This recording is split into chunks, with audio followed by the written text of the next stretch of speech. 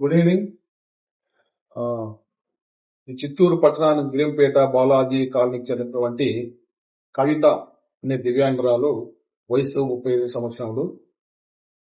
31/12/25 తన ఇంటి నుంచి ఆ, తన ప్రియుడైనటువంటి గణేష్ నన్ను పెళ్లి చేసుకుంటానని ఆ, తనకు తెలిసిన వాళ్ళకి తెలియజెప్పి ఇంటి నుంచి బయలుదేరి వెళ్ళిపోయింది.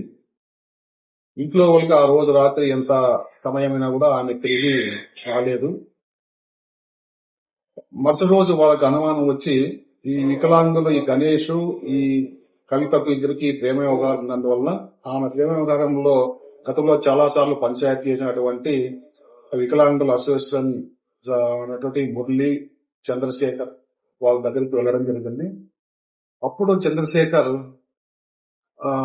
నాకు ఒక వాయిస్ మెసేజ్ వచ్చింది, సో గణేష్ తో నేను వెళ్తున్నాను, నాకేమన్నా అయితే అతనిదే బాధ్యత, అతన్ని ఎట్టి పరిస్థితులను వదలొద్దు అని ఒక వాయిస్ మెసేజ్ చంద్రశేఖర్ పంపించినట్లు.